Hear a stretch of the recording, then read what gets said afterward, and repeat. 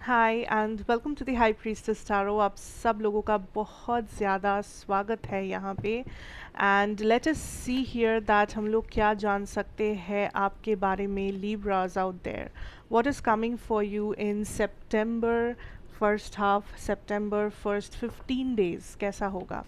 And मैं कह दूँ ये एक जनरल रीडिंग है, जितना रेजोनेट करे प्लीज़ मैं चाहती हूँ आप उतना ही ले इस रीडिंग से, एंड जो रेजोनेट ना करे उसे प्लीज़ आप लोग जाने दीजिए।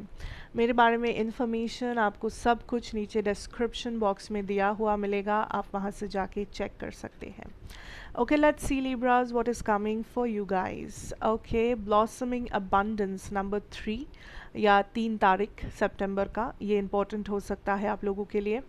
But what I'm feeling here Libra is this is a month जब आप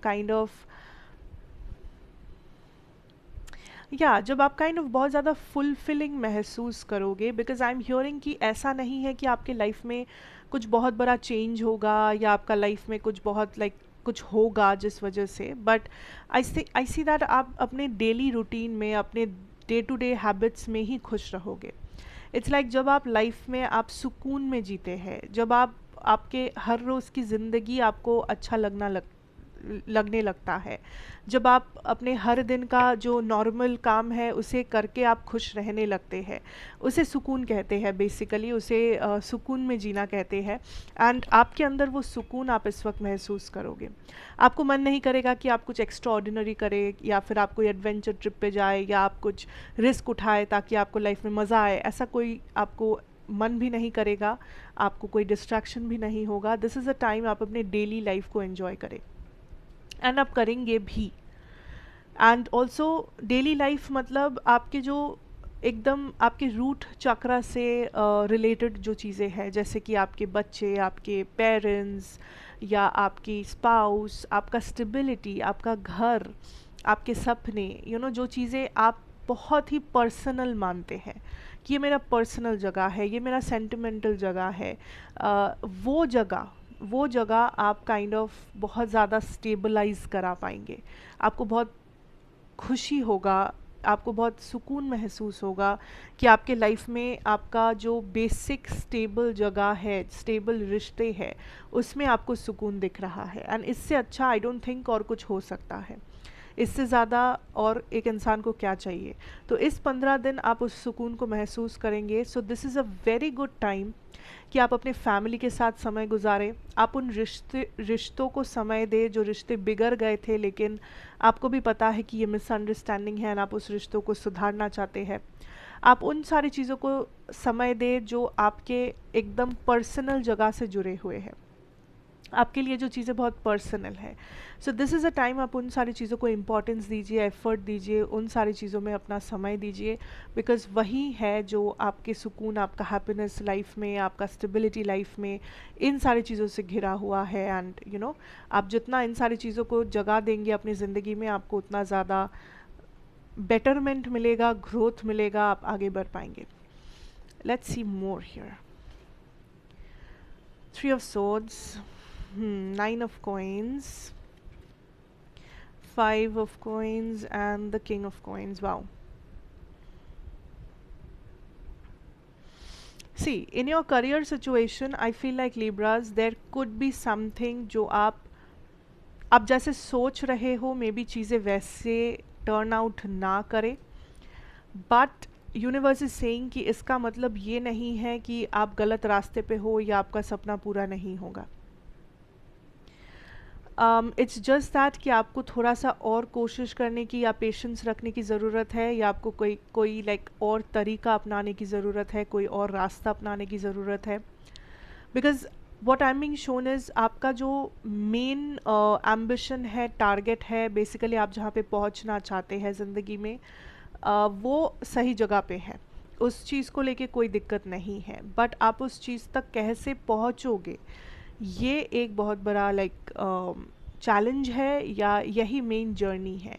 सो फॉर सम ऑफ यू, आप बहुत ही ओवर कॉन्फिडेंट थे या कॉन्फिडेंट थे किसी चीज़ को लेके, बट हो सकता है कि उस चीज़ में आपको ज़्यादा कामयाबी इस वक्त ना मिले, बट उसका मतलब ये नहीं कि आप गलत है या आप गलत डायरेक्शन में है या आपका लाइफ गलत जा रहा है। इट्स जस्ट दैट कि आपको दोबारा कोशिश करना पड़ सकता है, आपको कोई और तरीके से कोशिश करना पड़ सकता है, या आप जो भी तरीका अपना रहे हो उसमें आपको थोड़ा सा एडिशंस करने की ज़रूरत हो सकता है। ठीक है, so this is a time जब करियर में आपको उतना ज़्यादा सेटिस्फैक्शन नहीं भी मिलेगा, तो आपको घबराने की ज़रूरत नहीं है, क्योंकि ये बस कुछ टाइम की बात है, ये बस एक टेम्पररी टाइम है एंड ये टाइम बीत जाएगा। सो इस टेम्पररी समय अपने आप को काम रखना और सही डिसीजन लेना, सही टाइप ऑफ एनालिसिस करना अपने सिचुएशन की बहुत ज़्यादा ज़रूरत है। इस वक्त अगर आपको हेल्प चाहिए किसी से, किसी काउंसलर से, किसी प्रोफेशनल से, आप हेल्प बेशक लीजिए। अगर आपको लगता है कि कुछ जगहों में आपके करियर में आपको थोड़ा सा और कुछ जानना है, सीखना है, आपको कुछ एक्सपीरियंस बढ़ाना है अपना, तो आप वो भी कीजिए, वहाँ पे भी आपको हेजिटेट करने की ज़रूरत नहीं है। बेसिकली ये जो समय है, यहाँ पे आपका मेन फोकस ये नहीं होना चाहिए कि मैंने कितना प्रॉफिट किया, या मेरे पास कितना पैसा है, या इनकम कितना है, वो सब ज़रूरी है, बट आपका जो मेन फोकस जो होना चाहिए इस वक्त वो है आपका एक्सपीरियंस। आपने क्या सीखा, या आपने क्या एक्सपीरियंस किया इस जर्नी में, या आपने अपने आप को कैसे ग्रो करवाया, कुछ नया जान के, कुछ नया सीख के, कुछ नया एक्सपीरियंस करके। ये होना चाहिए आपका मेन फोकस पॉइंट। बाकी सब जो है प्रॉफिट, या आपका मनी सिचुएशन, या आपका मार्क्स, आपके ग्रेड्स, वो सब आता रहेगा, वो सब होता रहेगा। दैट इज़ ऑन, उसको लेके आपको उतना चिंता करने की ज़रूरत नहीं है। आप जैसे जैसे मेहनत करेंगे आपको वैसे वैसे उसका आउटकम भी मिलेगा, but you have to focus more on your learning, और आपका जो कोर इंटेंशन है उस पर। आप अगर कुछ बनना चाहते हो, उसके लिए आप जो सीख रहे हो, या आप जो गो थ्रू कर रहे हो, हर दिन का जो आपका काम है, हर दिन का आपका जो एक्सपीरियंस है, उसे गैदर करना, उससे अपना एक्सपीरियंस बढ़ाना बहुत इम्पोर्टेंट है। तो ये आपका मेन फोकस होना चाहिए कि आप अपने काम को कितना और इम्पोर्टेंस दे सकते हैं। अगर आप बिज़नेस करते हैं तो आप अपने बिज़नेस में और क्या जान सकते हैं, बिज़नेस टेक्निक्स क्या आप और सीख सकते हैं, बिज़नेस में आप और क्या एडिशंस कर सकते हैं अपने बिज़नेस के ग्रोथ के लिए, या वॉटेवर। आपने बिज़नेस से क्या सीखा है, आपके अच्छे दिनों में आपने क्या सीखा, आपके बुरे दिनों में आपने क्या सीखा, यही सब चीज़ें हैं जो इस वक्त आपको काम आने वाला है। आपका प्रॉफिट एंड लॉस बुक आपको काम नहीं आएगा, आपने कितना कमाया, आपका बैंक में कितना पैसा है, वो इस वक्त आपको काम नहीं आएगा। It's all about your experience, it's all about what you have learned from your work, from your education, या जिस भी फील्ड में इस वक्त आप है उस जगह से। सो अपने कोर एक्सपीरियंस पे फोकस बिल्कुल रखना, बाकी सब कुछ होता रहेगा, स्ट्रेस लेने की ज़रूरत नहीं है। ठीक है, if I talk about your love situation here Libras, I can see that आप for some of you there is a past situation जिसे अभी तक आप जकड़ के बैठे हो, या तो ये पास्ट पर्सन है, कोई एक्स पार्टनर है जिन्हें आप जिनके बारे में बहुत ज़्यादा सोच रहे हैं आप, या तो ये कुछ मेमोरीज़ है, कुछ पास्ट में ऐसा हुआ था किसी के साथ, किसी ने आपको हर्ट किया, किसी ने आपको चोट पहुंचाया, किसी ने आपको कुछ बोला था, किसी ने कुछ आपके दिल में एक इनसिक्योरिटी क्रिएट कर दिया था। ये कुछ चीज़ें हैं जिसे आप लेके चल रहे हैं आज भी, अभी भी, एंड ये चीज़ें इस 15 दिन आपके लव लाइफ को अफेक्ट कर सकता है अगर कुछ नहीं किया गया इसके बारे में। तो what I see here that आप बेसिकली कंटिन्यूअसली अपने प्रेजेंट लाइफ को, प्रेजेंट लव लाइफ को अपने पास्ट के साथ जोड़ रहे हो, या तो उसे कंपेयर कर रहे हो, and that is not working out, that is not working out, because चाहे आप सेम इंसान के साथ थे या आप अलग इंसान के साथ थे, डजेंट मैटर, क्योंकि पास्ट में जो हुआ है वो कभी फ्यूचर में रिपीट होगा ये ज़रूरी नहीं है। पास्ट में जो चीज़ें आपको अच्छा लगता था, या जो बिहेवियर पैटर्न किसी का आपके टूवर्ड्स था, वो फ्यूचर में भी हो ज़रूरी नहीं है। या अगर आप सेम टाइप के इंसान से डिफरेंट आउटकम एक्सपेक्ट कर रहे हो, तो वो भी एक प्रॉब्लम है। So for some of you, आप एक ऐसे पार्टनर से डील कर रहे हैं जो मे बी आपके पास्ट पार्टनर है, जिनके साथ में भी आपका बहुत सारा हिस्ट्री रह चुका है, आपको पता है ये पार्टनर कैसे है, बट स्टिल आप चूज़ किए हो उस पार्टनर के साथ रहना। लेकिन चूज़ करने के बाद भी जो प्रॉब्लम्स, जो कमियां, जो इश्यूज दोनों में थे, आप उसको लेके बैठे हो, उसे लेके आप उदास है, उसे लेके आप स्ट्रेस्ड आउट है, जहाँ कि आपको पता था कि इस पार्टनर के साथ आपको ये प्रॉब्लम्स आएंगे। सो ना ही आप पास्ट में खुश थे, ना ही आप प्रेजेंट में खुश हो, ना ही आप अपने डिसीजन से खुश हो, एंड ना ही आप उस डिसीजन को बदलना चाह रहे हो। That is the point.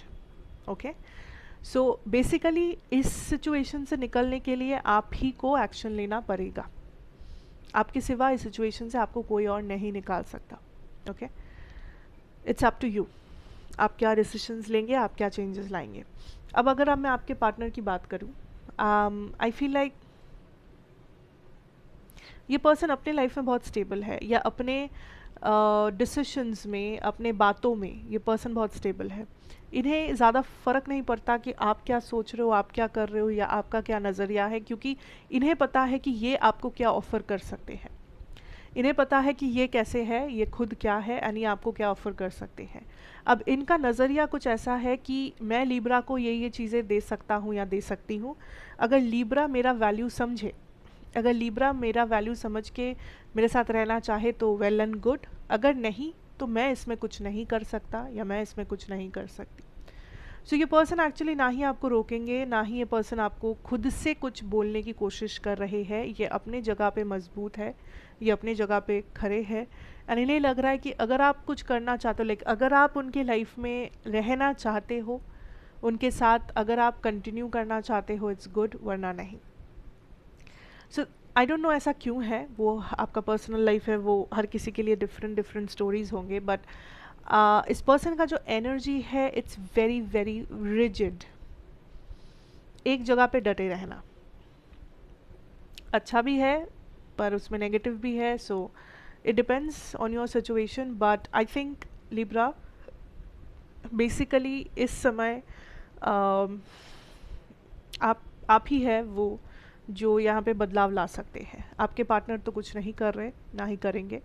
So it's you and only you, जो अपने आप को भी, लाइक अपने आप के लिए भी आपको ये बदलाव लाना होगा, इस सिचुएशन, इस कनेक्शन के लिए भी लाना होगा। So it's up to you कि आप अपने आप को किस डायरेक्शन में जाते हुए देखना चाहते हैं, आप इस कनेक्शन को किस डायरेक्शन में जाते हुए देखना चाहते हैं। क्योंकि एज सच ये पर्सन आपके साथ रहना चाहते हैं, इनको आपसे कोई प्रॉब्लम नहीं है, बट मे बी कुछ हैबिट्स है, कुछ चीज़ें हैं जिस वजह से कॉन्फ्लिक्ट पैदा होता है, मिसअंडरस्टैंडिंग्स होती है, प्रॉब्लम्स आते हैं, ब्लॉकेजेस आते हैं। सो ये पर्सन काइंड ऑफ आपके ऊपर वो जिम्मेदारी सौंप चुके हैं कि आप उस सारी चीज़ों से डील करें, हैंडल करें, एंड आप फाइनल डिसीजन, अल्टीमेट डिसीजन ले एंड उन्हें बताएं। सो ये पर्सन बेसिकली अपनी जगह से नहीं हिलने वाले। सो जो भी काम है, जो भी इस कनेक्शन में वर्क टू बी डन है, वो इस वक्त आप ही को करना होगा। Okay, that is what I see for you here. So thank you so much Libras and for watching. I hope कि आपको अच्छा लगा होगा, रेजोनेट किया होगा। अगर किया हो तो मुझे ज़रूर बताना, लाइक शेयर कमेंट सब्सक्राइब करना। अगर नए हो तो मैं आपसे फिर मिलूँगी एक और रीडिंग के साथ। Till then take care and good bye.